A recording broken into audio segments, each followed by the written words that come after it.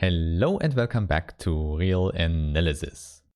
And you already know, as always, first I want to thank all the nice people that support this channel on Steady or PayPal.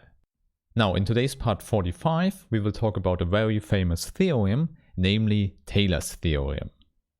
This one is very important for a lot of applications, and you might have already heard the term Taylor polynomial. In fact, the overall idea here is not hard to understand, because it's about an approximation method. Therefore, what you should imagine here is the graph of a function that is a few times differentiable. And then one will fix one point in the domain, and as often it's called x0. Now around this point one wants a local approximation for the function. And for this reason, this point x0 is often called the expansion point. Okay, now I already told you we want an approximation around this point, and this should be given by a polynomial. In fact, you already know the simplest one, given by the tangent. Please recall, this is the linear approximation we introduced in the definition of the derivative. In other words, here we have a polynomial with degree 1. Indeed, now Taylor's theorem generalizes this fact to polynomials with higher degrees. Hence, in the picture with the next step, we would have a parabola.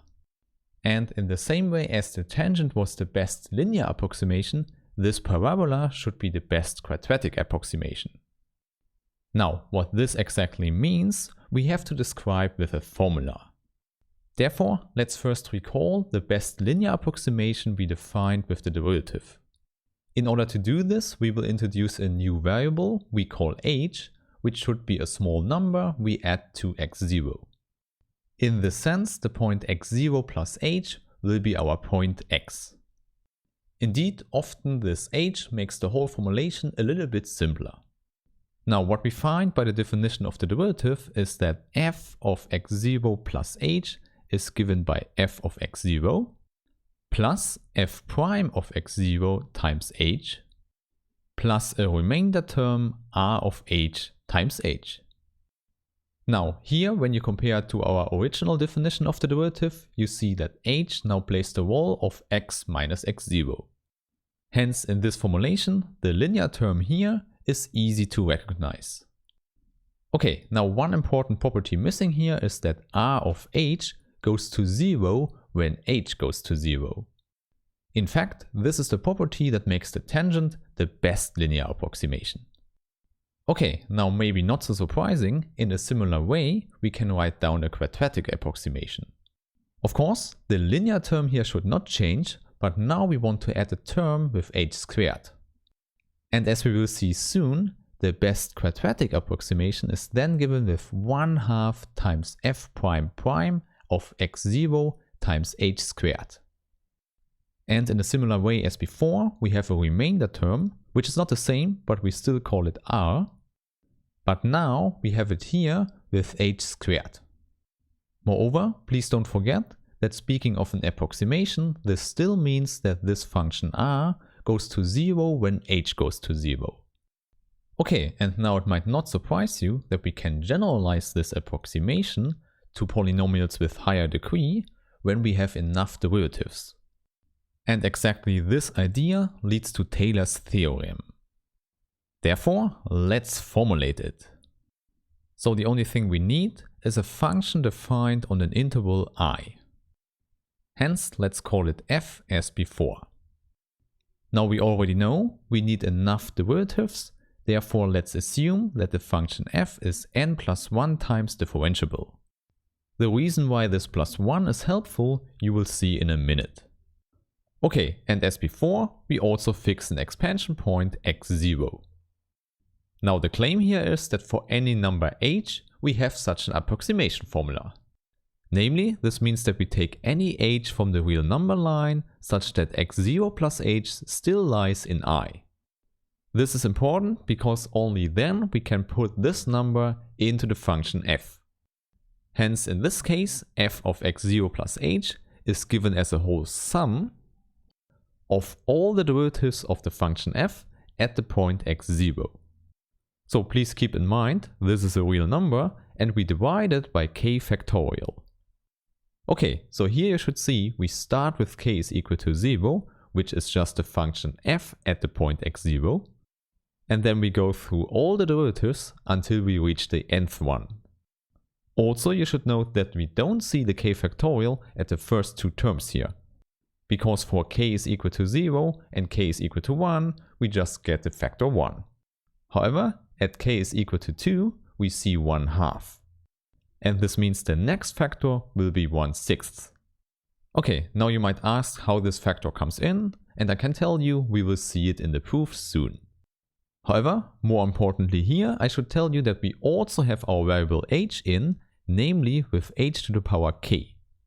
Hence what we get here is indeed a polynomial with degree at most n. And as we have seen before, we also have a remainder term at the end.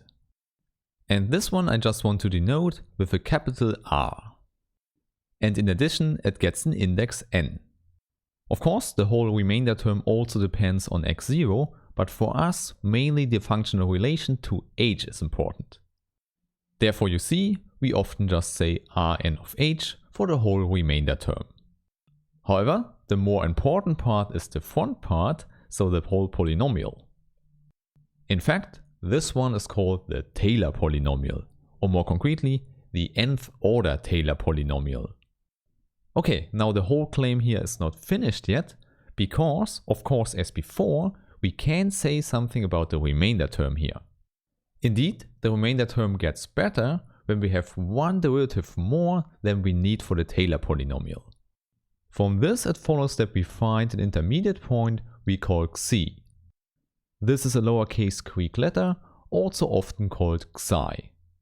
Now the important part is that this number lies in between x0 and x0 plus h.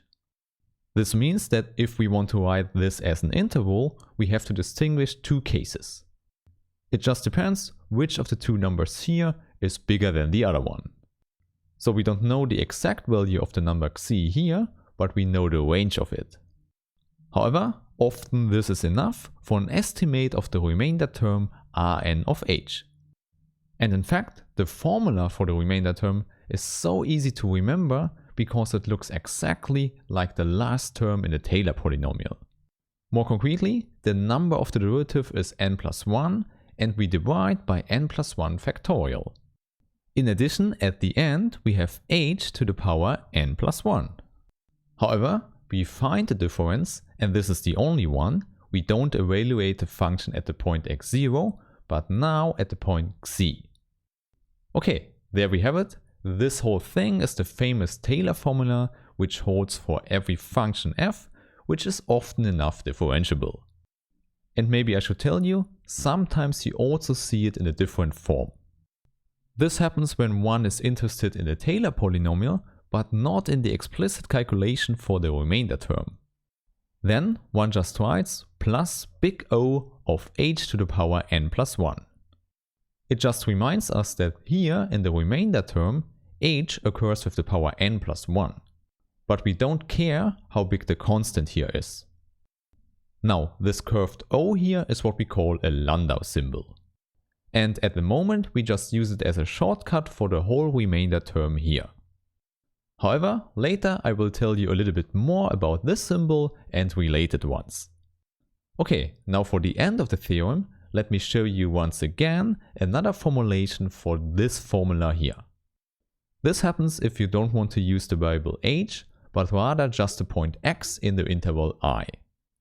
Then, of course, all the constants are the same, but now we have the factor x minus x0.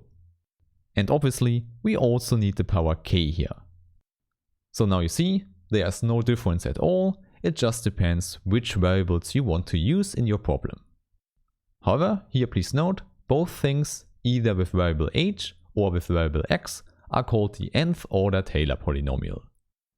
Okay, then I would say in the next videos we can discuss examples, applications, and also the proof of this nice theorem here. Therefore, I hope I see you there and have a nice day. Bye.